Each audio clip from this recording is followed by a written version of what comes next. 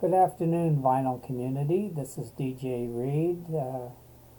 We're going to look at today some vinyl records and the stories behind these vinyl records from the year 1962.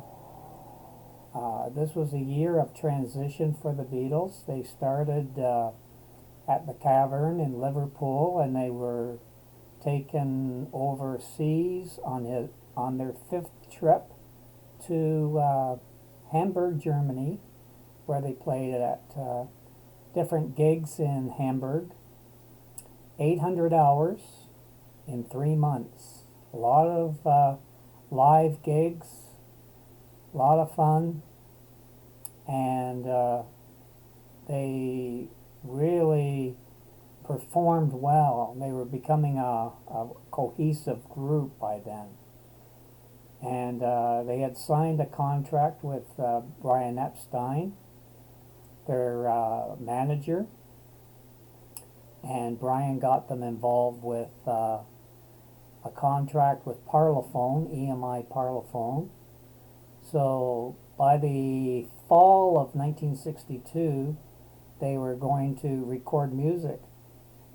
And so we're going to be looking at that too. So here's one of the albums, A Taste of Honey, 1962, live in Hamburg.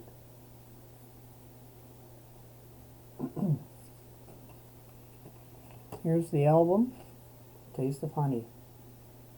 You see Pete Best in that one, live at the Star Club, Hamburg, 1962.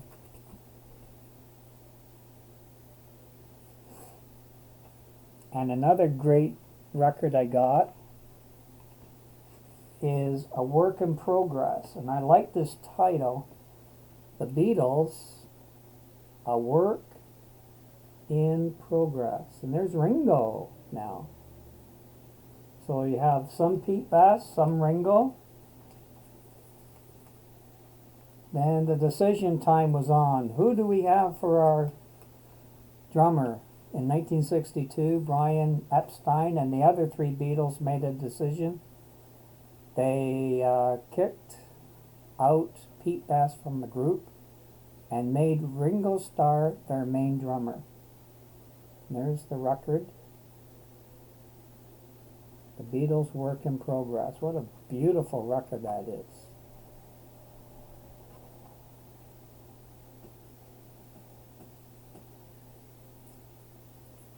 And Brian Epstein was this genius manager who developed the Beatles into quite a rock act. And he cleaned them up. They were scruffy looking, leather jackets and greasy hair. And then he got them a little better, and this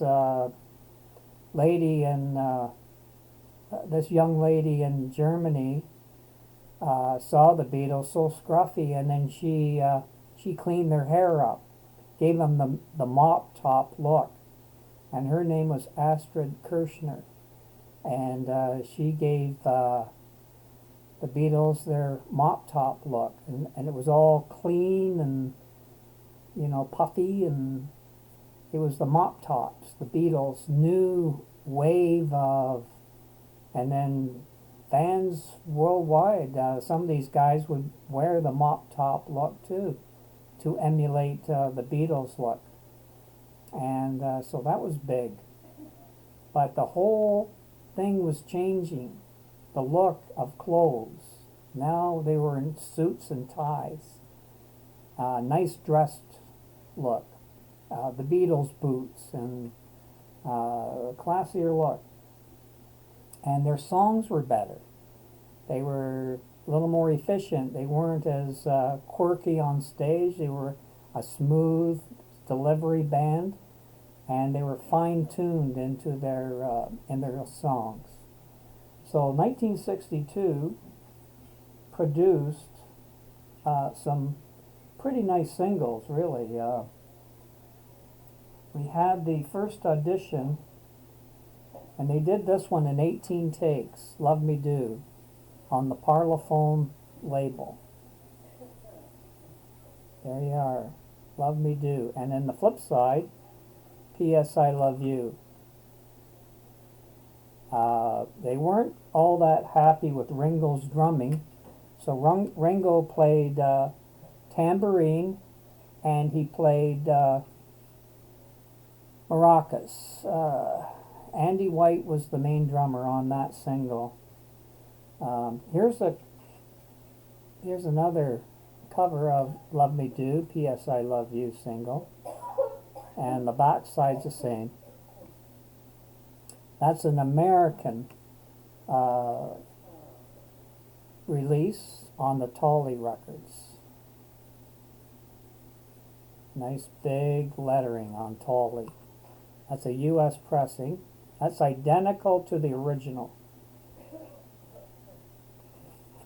And I have a nice 1985 or 6 pressing of a Japanese record made in Tokyo, Japan, of Love Me Do, P.S. I Love You. And they put, on this one, they put the lyrics with it. It's on EMI Odeon. See if you can see that.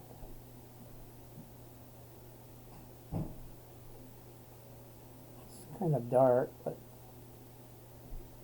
it's EMI Odeon, and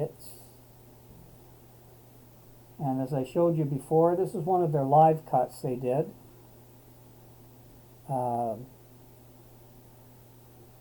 In 1962. So there's some live, that's a picture disc actually.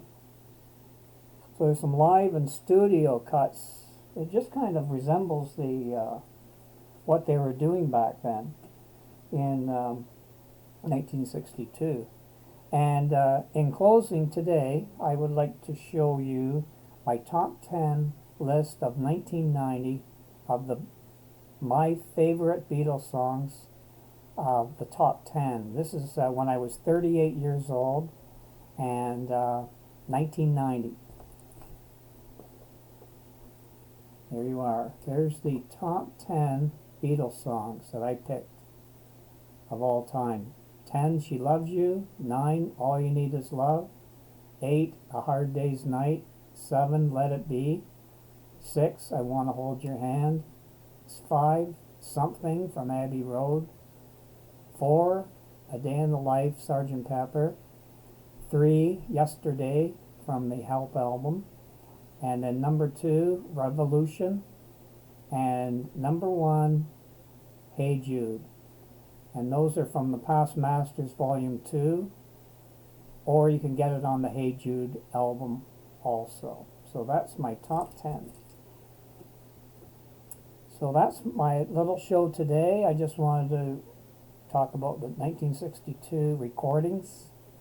And next time we'll look at 1963 and the beginning of Beatlemania, when the Beatles would surge worldwide. And Beatlemania came upon faster around the world than this recent pandemic. You know how fast this pandemic took place worldwide. The Beatlemania came faster than a pandemic. Millions and millions of people around the world, billions actually, around the world knew the Beatles' names, John, Paul, George, and Ringo, as household names faster than this recent pandemic. This is DJ Reed signing off today. I hope you enjoyed the show, and I hope everyone's well. Take care. Bye-bye.